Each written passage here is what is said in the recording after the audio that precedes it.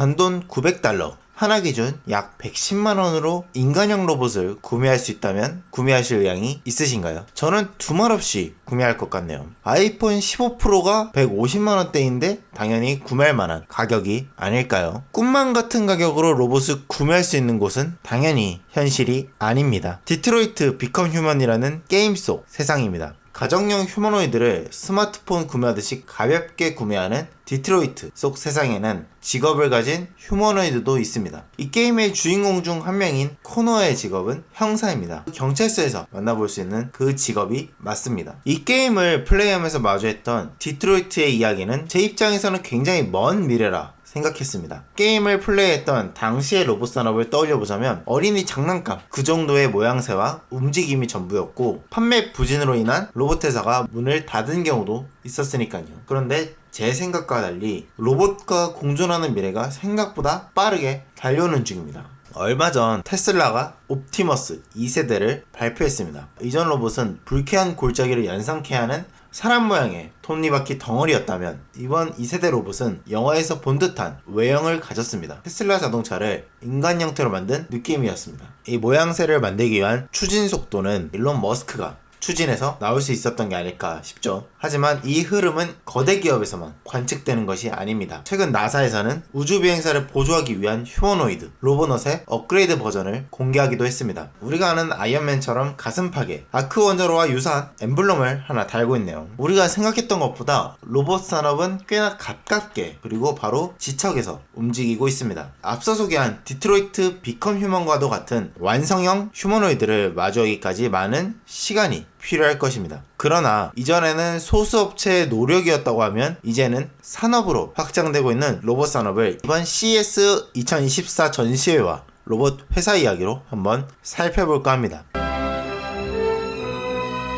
어느 기업이라도 작정한다면 로봇 한 개 정도는 만들 수 있을 겁니다. 하지만 이걸 상용화 한다는 것은 별개의 문제입니다. 다수의 수요 그리고 다량의 생산이 맞아 떨어져야 합니다. 나사처럼 공익의 목적을 위해 자산을 투입하는 경우를 제하고는 모든 회사는 당연히 계산기를 두드려 봐야겠죠. 우리가 물건 하나를 사기 위해 여기저기 가격을 비교하듯이 말입니다. 수요와 시장 가치가 있는지 점쳐봐야 합니다. 대표적인 로봇 기업 중 하나인 보스턴 다이나믹스는 말 그대로 다이나믹한 여정을 거쳤습니다. 구글에 인수됐다가 정의선 의장님이 계신 소프트뱅크에 팔렸다가 현대에서 인수하는 등 복잡한 이해관계를 거쳤습니다. 산업이 형성되기 위해서는 규모의 경제가 갖춰져야 합니다. 규모가 생성되었을 때 참여하는 방법도 있는 반면에 로봇과 같은 신산업은 그 산업이 커질 때까지 버텨서 점유율을 획득하는 방법도 있습니다. 그래서 신산업은 언제나 위기의 연속입니다. 그런데 꽤 긍정적으로 볼 수 있는 시그널이 이번 CES를 비롯하여 곳곳에서 등장 중입니다. 이번 CES 2024에서 삼성과 LG가 AI를 적용한 홈 로봇을 선보였습니다. 삼성은 볼리, LG는 스마트홈 AI 에이전트라고 합니다. 삼성 얘기를 먼저 해볼게요. 삼성이 소개한 볼리는 CES 2020에 선보인 적이 있습니다. 재탕으로 보일 수도 있겠지만 개념이 조금 다릅니다. 여러 뉴스 기사에서는 4년 만에 부활한 볼리라고 칭했습니다. 왜냐하면 당시 소개된 볼리는 삼성의 IoT 서비스인 스마트띵스와의 연동을 강점으로 내세웠다면 이번 전시에 소개된 볼리는 AI를 접목한 개인 맞춤형 홈 비서가 주된 타이틀입니다. 비서 역할을 톡톡히 해낼 수 있는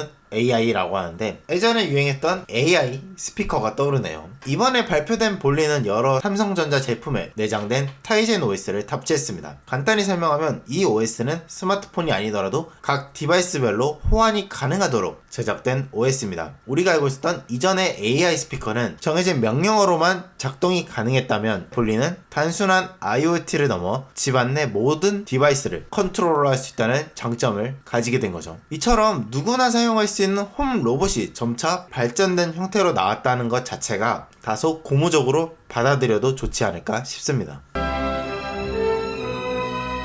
이런 발전에는 반도체 이슈도 포함되어 있습니다. 최근 AI가 대두되면서 AI 연산에 최적화된 AI 반도체 칩의 수요가 폭등하고 있습니다. 주식을 조금이라도 하신 분들이라면 바로 삼성전자와 하이닉스를 떠올릴 것입니다. 또 떠올릴 수 있는 회사가 하나 있죠. 엔비디아입니다. 작년 말부터 올해 초까지 주식을 좀 하신 분들이라면 아마 고개를 절로 끄덕이실 겁니다. 로봇의 구성용품은 다양하지만 분류를 크게 나누자면 두 가지로 구성됩니다. 하드웨어, 소프트웨어.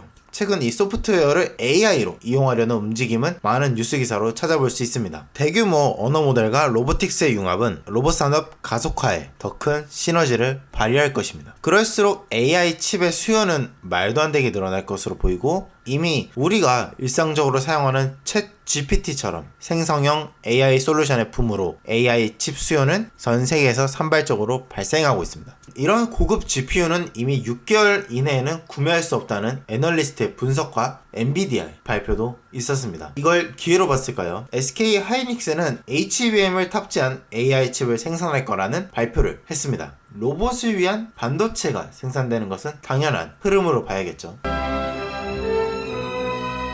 이렇게 인공지능을 활용한 로봇의 사례는 기하급수적으로 늘고 있습니다. 미국 스탠포드 연구팀에서 구글 딥마인드, 우리가 잘 알고 있는 알파고를 만든 그곳입니다. 거기와 협력해서 원격으로 조작할 수 있는 양팔 로봇 모바일 알로하를 개발했다고 밝혔습니다. 이 로봇의 동력어는 배터리 기반이며 앞서 소개한 휴머노이드 형태는 아니지만 여러 집안일을 수행할 수 있도록 최적화된 모델이라는 점을 주목할 필요가 있습니다. 몸이 불편하거나 고된 집안일을 해결해야 하는 취약계층에게 딱 맞는 로봇일 수도 있죠. 가격 또한 32,000달러 정도로 제작되었다고 합니다. 약 4천만원 정도라 언뜻 보면 비싸 보일 수도 있습니다. 하지만 초기 모델과 다량 생산을 고려한 가격 감소를 고려한다면 충분히 검토해볼 만한 가격입니다. 왜냐하면 다른 원격 조정 로봇의 가격은 20만 달러로 형성되어 있습니다. 상용화 버전의 가격을 이제 점차 줄여나가고 있는 것이죠. 그렇다면 인공지능과 로봇은 왜 시너지가 발휘할까요? 그 힘은 머신러닝에 있습니다. 앞서 소개한 것처럼 AI 스피커는 사실 주입식 교육입니다. 정해진 값을 검색한 결과물에 산출할 뿐 다중언어 모델이 적용되지 않아 가끔 다른 뜻을 출력할 때가 있었죠. 지금의 인공지능과 로봇은 다릅니다. 인공지능이 탑재된 로봇은 여러 센싱을 통해 수집된 데이터를 가공합니다. 이 데이터를 다중언어 모델을 통해 가장 적합한 행동으로 재생성합니다. 이 움직임은 처음에는 머신러닝이겠지만 점차 딥러닝까지 이어지겠죠. 기술적 용어를 떼고 말하면 다음과 같이 요약할 수 있습니다. 기계 스스로 데이터를 가공하고 최적화한다. 아이로봇의 이 짤이 단순한 짤로 끝나지 않는다는 것이죠. 기술 발전과 관련된 이야기를 정리하다 보면 문득 시간이 정말 빠르다는 것을 체감하게 됩니다. 그와 동시에 이게 정말 윤리적인 문제가 없을지에 대한 걱정이 드는 것도 사실입니다. 맨 처음 소개했던 디트로이트 비컴 휴먼의 스토리 중 하나는 바로 이 휴머노이드의 반란입니다. 스포일러가 되기 때문에 구체적인 내용은 어렵지만 이런 내용은 여러 SF 영화에서도 많이 보셨을 겁니다. 어떻게 보면 망상일 수도 있겠죠. 하지만 로봇의 오작동이 근시일 내 또 찾아올 미래가 아닐까 싶은 걱정을 남겨봅니다.